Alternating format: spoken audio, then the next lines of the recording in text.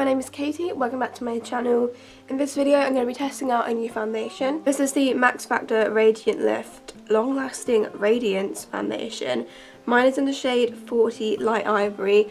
I think this is the lightest shade. I was a bit confused when it came to selecting the shades because there was like a porcelain one as well, but when you looked at the pictures this one looked like the lightest, so I went for this one. But then who knows whether the pictures are accurate. I really think brands should just always have like actual swatches like on the website, so you can actually see like what is the lightest shade. Anyway, this foundation came out very recently.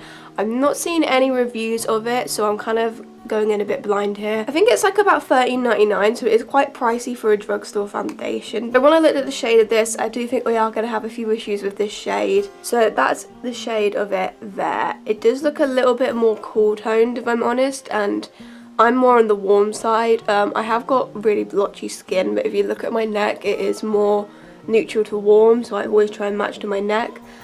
This does look like it has a bit of pink in it, which I'm not mad about, and as you can see it is a bit dark as well. Like, it's definitely not the perfect match for me. I do think this was the lightest shade, but I'm also willing to be wrong there because there was one that said like porcelain, but obviously I just couldn't tell online. So what I'm going to do is for this day I am going to use it on its own. Normally if I have a foundation that's too dark I will always put a white mix in with it, but I want to see what the formula is like by itself, so I'm just going to have a day where I look a bit dark. So we're just going to go in with this. I'm using a sponge to blend in as per usual, and what I will do is I'm going to try this again tomorrow but with a white mixer and film that just so you can see how I actually would wear this and if there's any differentiation with the formula.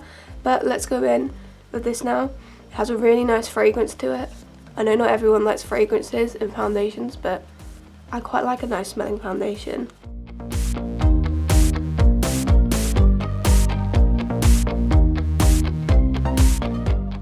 Okay, well the colour is definitely completely wrong for me. It built up a reasonable amount of that, and I have to say it actually is very nice. I'd say it's got medium coverage. I wouldn't say it's a full coverage foundation, but it's definitely got a nice level of coverage. I like it. Medium coverage is actually my preference. I can definitely tell this is going to oxidize, but so I definitely would put a white mix in with this. You'll see me do that shortly in this video, but I have to say I do really like it. The coverage is pretty nice. It's sitting on the skin beautifully. I'd say it's got a semi-matte finish. There's definitely a bit of dew coming through, but nothing overwhelmingly oily or anything like that.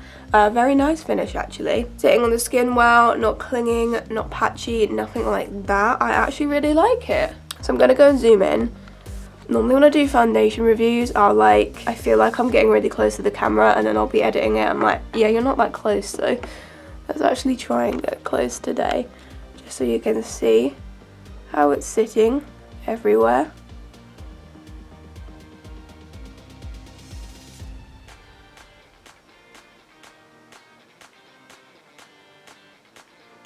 See, as you can see, like, it's not covered the kind of blemishes completely around my mouth, but that's okay. So I'm going to go in with a bit of concealer. I think I'll use the Barry M All Night Long Full Coverage Concealer because this one's quite light and I kind of need to be lightened up a bit. I don't want to use too much obviously, but I'm just going to put a bit of this under my eyes, on my nose and on those blemishes around my mouth.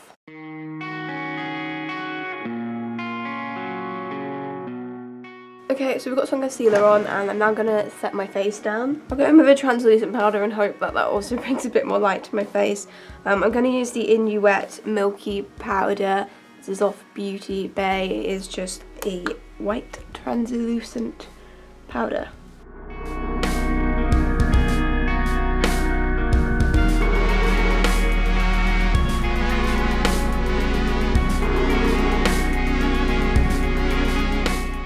Okay, so this powder does go on quite white, but it's the kind of powder that like adapts to your foundation after a while, so it kind of made me a bit light now, but to be honest I kind of needed it. But I'll show you it again close up. Just set down with powder, just mattified me.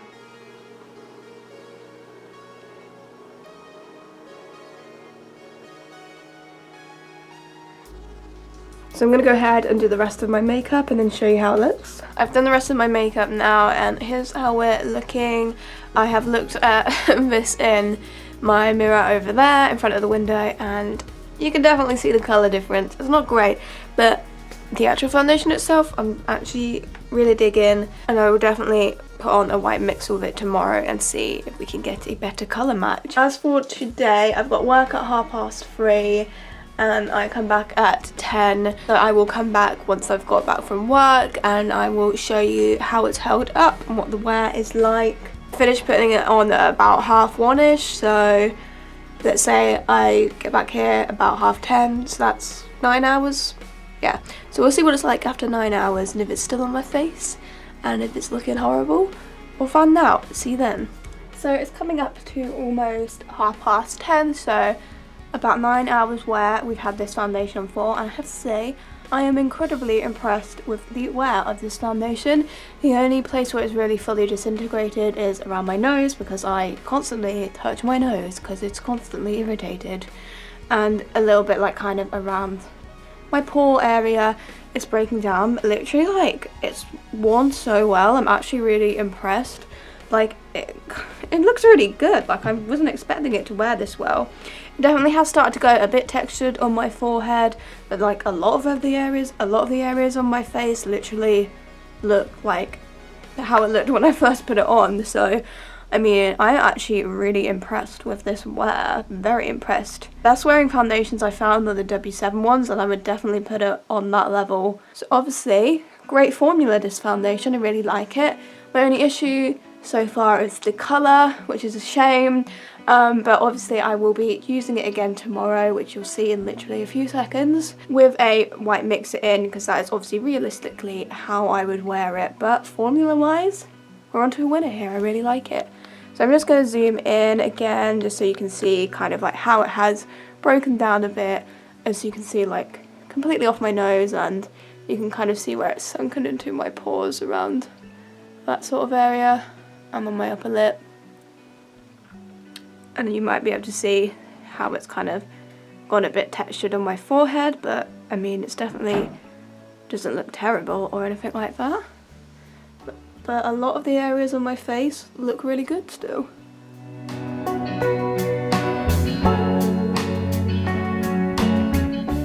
So far so good. See you tomorrow for this foundation applied again, but with a white mixer. Right, so it's the next day and I'm now going to try out this foundation again, but with a white mixer. The mixer that I'm going to use is the MUA Custom Colour Foundation Mixer in Lightning Warm, and I'm going to go for this one because this is the only white mixer I have that has a slight yellow tone to it, and with this foundation I really want that because it's a bit too cool for me. So that's the colour of the white mixer. I mean, I feel like it probably looks quite white on camera, but it does have like a slight yellow tone to it. And that's the foundation next to it, just for a point of comparison. So I'm now just gonna add a bit more of both of those and mix it on the back of my hand, and I'll show you the colour that we get in the end. I've got this colour going now. I think it'll do the job. It does still look a little bit on the pink side, but I definitely think that is a lot better colour-wise. So I'm just going to do the exact same thing I did yesterday and apply a load of this. Yeah, that's definitely a better colour already. So we've already established that I actually really like the formula of this foundation. I highly doubt that the white mix is going to make any difference to that, but I thought I would just try again and just see if there is any difference to it. I obviously have like other white mixers. Like, this isn't even my favourite white mixer. My favourite white mixers are the LA Girl Pro Coverage one and the Nip and Fab one. I also quite like the NYX one as well. So this isn't even my favourite white mixer. I just went for it because it has got a little bit more of a warm tone to it. But I would also use those other ones with it as well.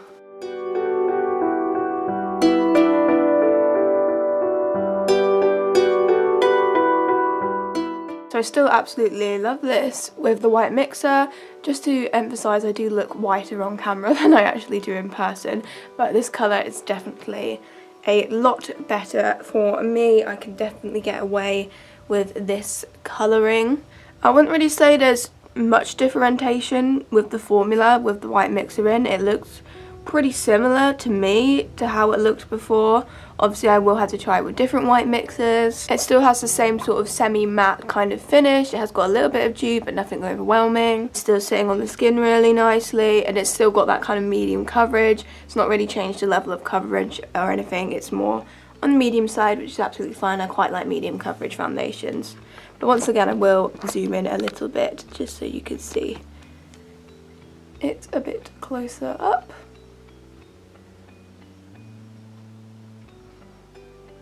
In my opinion, it looks pretty similar, just lighter, aka what I want. I'm just going to go ahead and do the rest of my makeup. I'll use the same concealer and the same powder I used the first time. And I think I will do a wear test again just to see if there is any differentiation, but I highly doubt there will be, but we may as well just to see. So I've done the rest of my makeup and I'm now about to go and do the rest of my day.